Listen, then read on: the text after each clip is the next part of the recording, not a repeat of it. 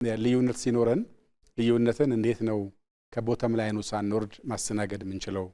እየፈለገ ብንከሳከስ የፈለገ ብንሄድ ስቲል ያንኑ ባንዲራ ይዘ በዛው ባንዲራ ስር መጣላት አይቻልም ወይ የሚል ነገር ቀደም እንደተባለው የጋራ ትርክት ከመፍጠር ጋር ይያዛል። እስካሁን የራስን ቲም ይዘ ባዋጣህ ልክ አዋጣህ ወስዳ የመሄድ ነገር ነው ያለው። ምንም ብቀየም ምንም ቢከፋኝ ምንም ችግር ቢፈጥርብኝ አንደኛ ችግር ካለብኝ በወቅቱ ከሚያስተዳድር አካል ጋር ነው፣ ከራሷ ከኢትዮጵያ ጋር አይደለም።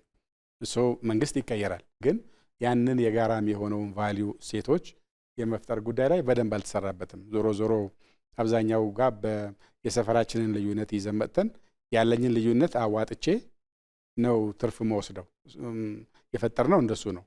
የድሮ መዋጥ ስለነበረ መዋጡን ስናፈርስ አሁን ደግሞ ድርሻህን ይዘህ ቅርጫ ድርሻህ ላይ 1 ግራም ምናምን ቀነሰች አልቀነሰችም በሚል ሂሳብ ነው ያኖር ነው። የባለፈው ደግሞ እንደዛ ሆኗል።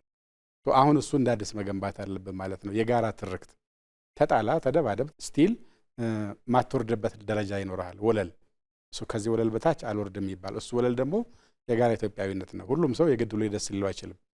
ለሁሉም ሁሉ ጊዜ የሚመጣ አስተዳደር ሊያምርህ አይችልም። ሁሉ ጊዜ እኩል በፈለከው ልክ ልታገኝ አትችልም። ግን የምታበረክተውም አለ የሚገባህም አለ። በዛ መካከል ላይ ሚዛን መጠበቅ ያው የረጅም ጊዜ ስራ ይመስለኛል።